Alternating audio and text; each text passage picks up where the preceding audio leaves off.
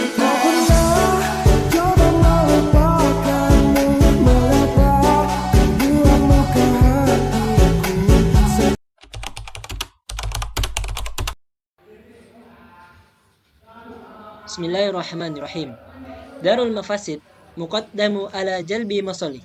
Dewan juri menolak sesuatu yang lebih besar mafsadatnya lebih diutamakan daripada melaksanakan kemaslahatan. Pelanggaran perkawinan beda agama pasca diterbitkannya SEMA nomor 2 tahun 2023 merupakan langkah yang baik dalam menegakkan syariat Islam dan menjaga marwah norma nilai-nilai agama. Bismillahirrahmanirrahim. Assalamualaikum warahmatullahi wabarakatuh. Salam sejahtera bagi kita semua. Salam Om Swastiastu, salam kebajikan. Perkenalkan, kami dari kelompok Perancis Bakon.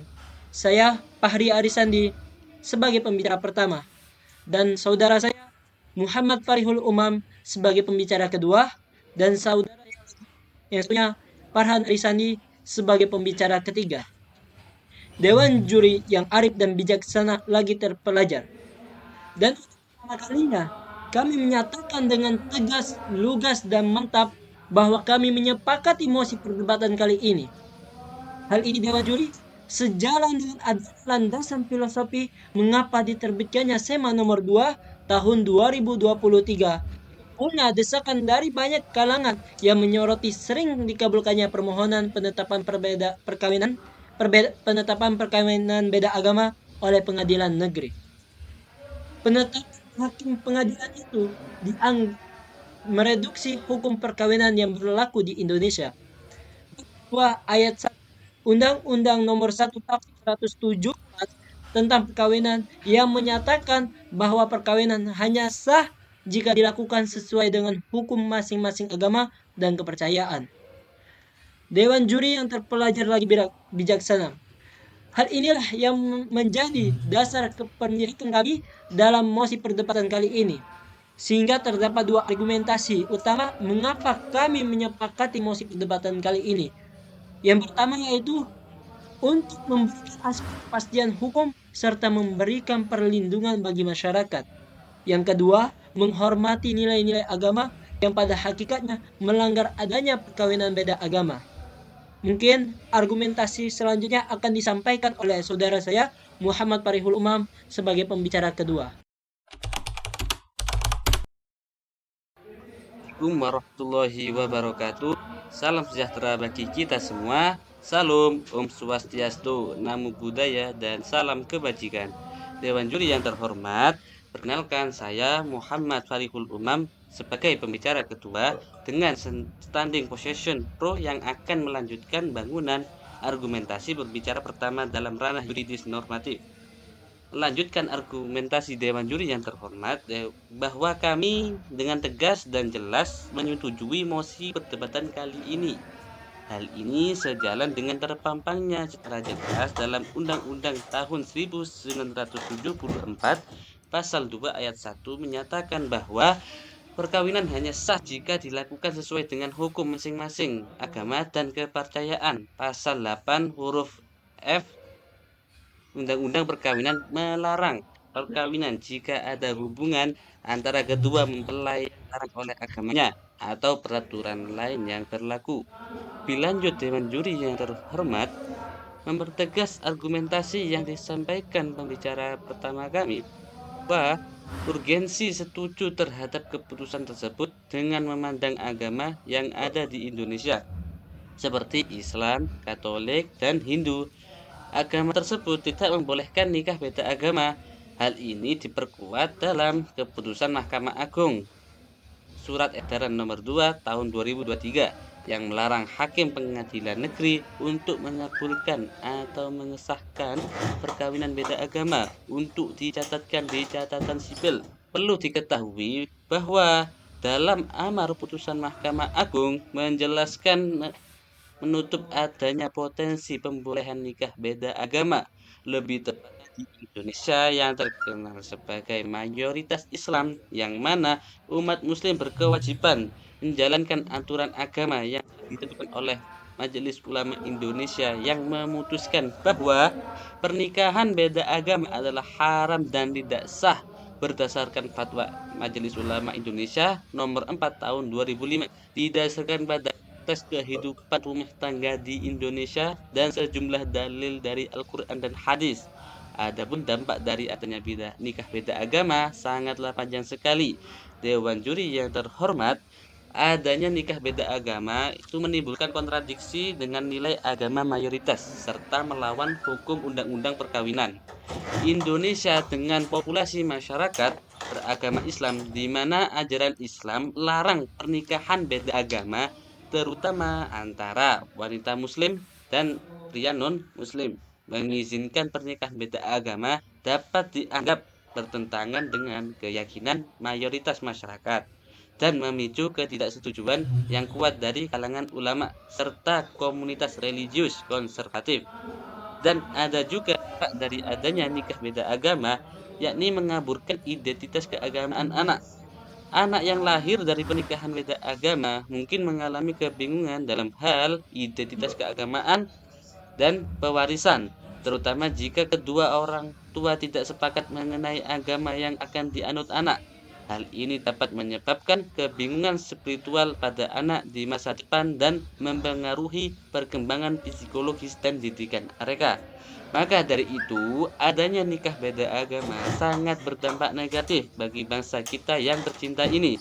Sampai dengan akhir argumentasi kami, Dewan Juri yang terhormat, sekali lagi kami tegaskan bahwasanya kami setuju dengan adanya mosi perdebatan kita kali ini, yakni larangan pernikahan beda agama. Sekian, terima kasih. Ubi ius ibi remedium, di mana ada hak di situ ada obat. Ini mengindikasikan bahwa pelarangan beda agama bertujuan untuk melindungi hak-hak individu dan masyarakat dalam konteks harmoni. Assalamualaikum warahmatullahi wabarakatuh. Salam Om Swastiastu, Namo Buddhaya, dan salam kebajikan bagi kita semua. Dewan juri yang arif terpelajar, lagi bijaksana, serta seluruh insan yuridis yang berbahagia. Perkenalkan, saya Farhan Arisandi sebagai pembicara ketiga dari tim Francis Bacon yang akan menjelaskan dalam ranah sosiologis empiris dan studi komparatif dengan standing position pro dengan tegas, lugas, dan jelas menyepakati mosi perdebatan kali ini, yakni mendukung pelarangan pernikahan beda agama pasca SEMA nomor 2 tahun 2023. SEMA nomor 2 tahun 2003 memberikan kepastian hukum dalam konteks perkawinan. Pelarangan ini menghindari konflik hukum yang sering terjadi dalam perkawinan beda agama, terutama terkait hak waris, pengasuhan anak, dan status hukum anak. Pelarangan perkawinan beda agama berfungsi untuk melindungi nilai-nilai dan norma agama yang berlaku di masyarakat. Dalam konteks Indonesia yang memiliki beragam agama, regulasi ini dapat menjaga keharmonisan antara umat dengan mencegah potensi perselisihan. Dengan adanya pelarangan ini, diharapkan dapat mengurangi angka perceraian dan konflik dalam rumah tangga yang kerap terjadi akibat perbedaan keyakinan. Stabilitas sosial lebih terjamin jika masyarakat mengikuti norma yang berlaku. Banyak kasus di mana perempuan dan anak menjadi korban ketidakadilan dalam pernikahan beda agama. Dengan melarang perkawinan ini, hak-hak mereka lebih terlindung karena banyak isu yang muncul seputar warisan, hak asuh, dan perlindungan hukum. Dewan juri yang terhormat, Indonesia adalah negara dengan populasi mayoritas beragam Islam, di mana ajaran agama Islam melarang pernikahan beda agama, terutama antara wanita muslim dengan pria non-muslim. Mengizinkan pernikahan beda agama dapat dianggap bertentangan dengan keyakinan mayoritas masyarakat dan memicu ketidaksetujuan yang kuat dari kalangan ulama serta komunitas religius konservatif. Perbedaan agama seringkali dianggap menimbulkan konflik internal dalam keluarga, terutama terkait dengan pendidikan agama anak-anak. Perbedaan keyakinan dalam rumah tangga dapat memperumit hubungan antara keluarga dan menciptakan ketidakstabilan dalam rumah tangga. Dewan juri yang terhormat, pernikahan menurut perspektif sosiologi bukan hanya hubungan antara dua individu, melainkan hubungan sosial yang mengikat keluarga dan komunitas dalam masyarakat yang religius. Pernikahan berfungsi sebagai institusi keagamaan yang penting dan menyimpang dari norma ini dapat dianggap sebagai pelanggaran terhadap fungsi sosial pernikahan itu sendiri. Menurut Emile Durkheim menekankan pentingnya solidaritas sosial yang didasarkan pada nilai-nilai yang sama di antara hubungan masyarakat. Pernikahan beda agama dapat dianggap melemahkan solidaritas tersebut, terutama jika perbedaan keyakinan dianggap sebagai faktor disintegratif yang dapat memecah belah komunitas religius. Dewan Juri yang terhormat, menurut data dan survei dari Lembaga Survei Indonesia pada beberapa tahun terakhir, mayoritas masyarakat Indonesia, khususnya dari kelompok beragama Islam, masih menolak pernikahan beda agama. Survei ini menunjukkan bahwa norma agama masih sangat kuat dalam mempengaruhi sikap masyarakat terhadap perbedaan agama.